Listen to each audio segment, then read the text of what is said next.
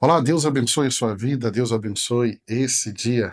Vamos ler mais 3 capítulos aqui do Evangelho de João, capítulo 16, 17 e o capítulo 18.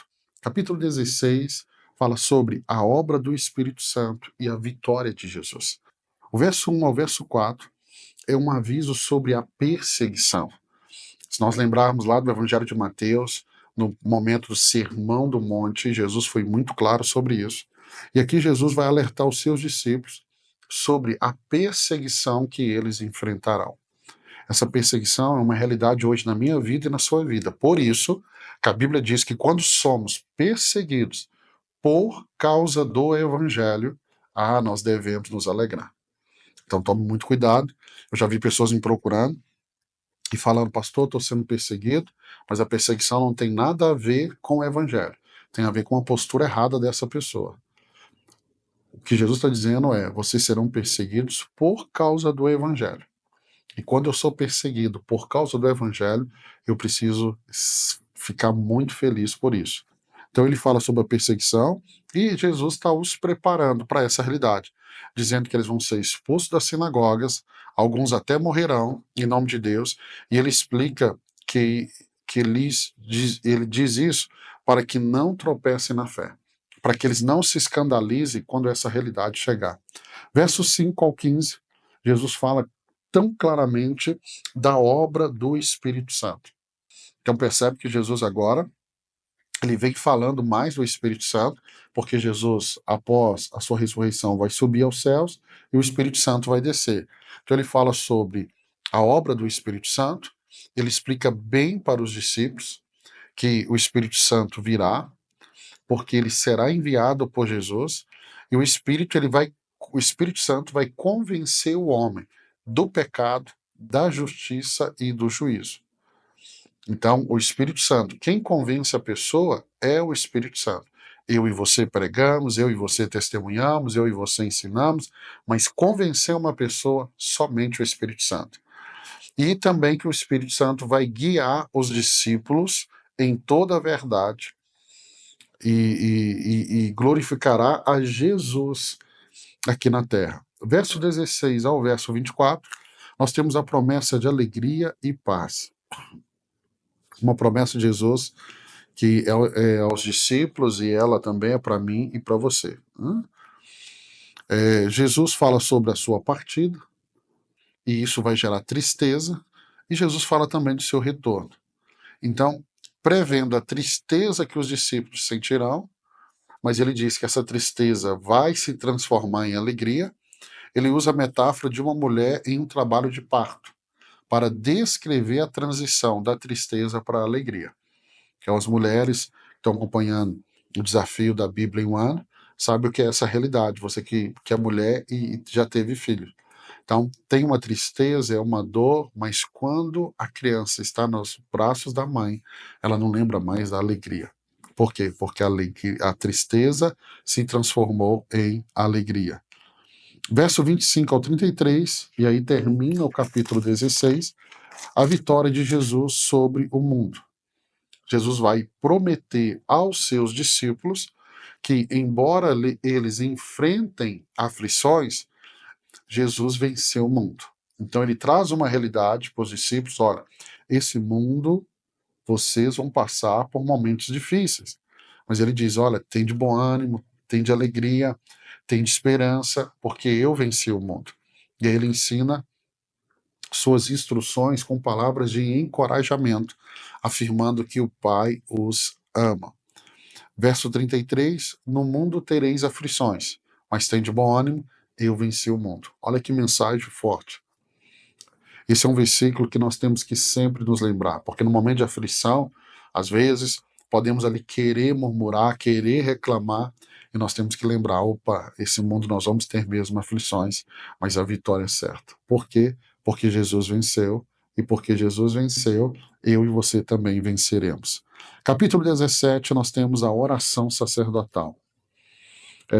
Essa oração é um momento de muita intimidade de Jesus com o Pai, é um privilégio João ter escrito isso aqui para que eu e você pudéssemos ler, contemplar e aprender esse momento de tamanha intimidade do Pai com o Filho.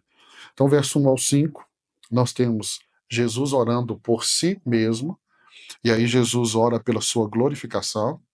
Jesus começa essa oração pedindo ao Pai que o glorifique, para que ele também possa glorificar o Pai. Jesus vai falar da sua missão, que é de dar a vida eterna e da autoridade que o Pai lhe concedeu para isso. Então, a primeira parte do capítulo 17 é uma oração de Jesus por si mesmo, por si mesmo. Versos 6 ao 19, Jesus vai orar aqui pelos seus discípulos. Então, agora é uma oração para os discípulos, para os apóstolos. Jesus intercede pelos discípulos, pedindo que o Pai os proteja do maligno e os santifique na verdade. Ele menciona que os discípulos são enviados ao mundo, assim como ele foi enviado, e pede que estejam unidos. Então, aqui é a oração de Jesus pelos discípulos. Agora, o verso 20 ao 26 é o momento que Jesus ora por todos os crentes. Esse é o momento que Jesus está orando por mim, esse é o momento que Jesus está orando por você que está no desafio da Bíblia. Pastor, Jesus orou por mim, sim. Ele faz a oração por ele, pelos discípulos e agora por mim, por você, por todos os crentes. Então, verso 20 ao 26, Jesus expande a sua oração para incluir aqui todos aqueles que crerão nele através da mensagem dos discípulos. Você crê em Jesus? Com certeza você crê. Por isso que você está lendo a Bíblia. Então, essa oração, essa parte da oração é em favor de mim e de você, ao nosso favor. Então Jesus ele pede que todos sejam um para que o mundo creia. Então ele fala dessa unidade. Nessa unidade o mundo vai olhar para nós e o mundo vai crer em Jesus. E a sua oração enfatiza a unidade entre os crentes e a presença de seu amor neles, ou seja, em nós, em nós. Vamos ao capítulo 18, capítulo 18. Nós vamos aqui caminhar agora para o momento da prisão de Jesus, momento onde Jesus vai ser levado ao sumo sacerdote, momento que Pedro nega. Então, é esse momento tão importante na vida de Jesus. Verso 1 até o verso 11, o que temos aqui é Jesus sendo preso. Então, nós temos a traição de Judas e a prisão de Jesus. Após a oração, Jesus e os discípulos vão ao jardim do Getsêmani, onde Judas vai traí-lo com um beijo. Judas levou consigo soldados e oficiais para prendê-lo. Jesus vai se apresentar voluntariamente, demonstrando autoridade ao dizer: Eu sou. E os soldados recuam e caem.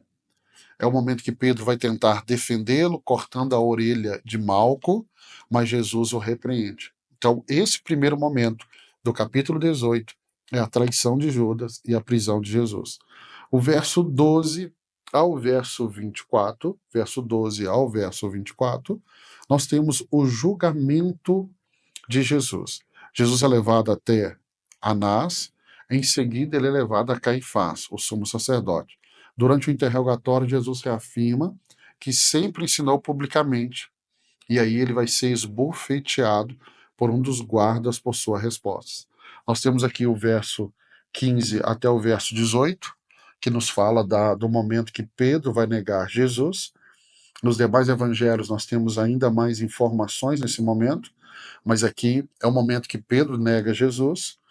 Verso 19 até o 23, o momento que ele está diante do sumo sacerdote. Verso 25 até o verso 27. Mais uma vez Pedro nega Jesus, agora as duas vezes. E aí o verso 28, que é o momento que Jesus vai estar diante de Pilatos. Então é o momento que Jesus está diante de Pilatos, verso 28 até o 40, terminando o capítulo 18. Os líderes judeus levam Jesus a Pilatos e acusam de autoproclamar rei. Pilatos vai interrogar Jesus. Pilatos representa aqui o Império Romano, que afirma que seu reino não é deste mundo.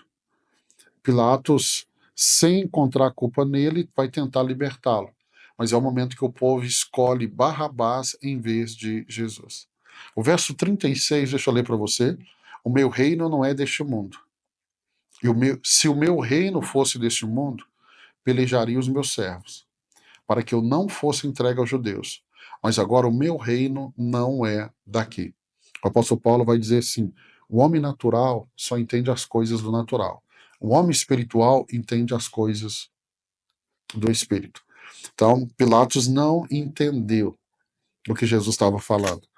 E aqui o que temos é Jesus diante de Pilatos.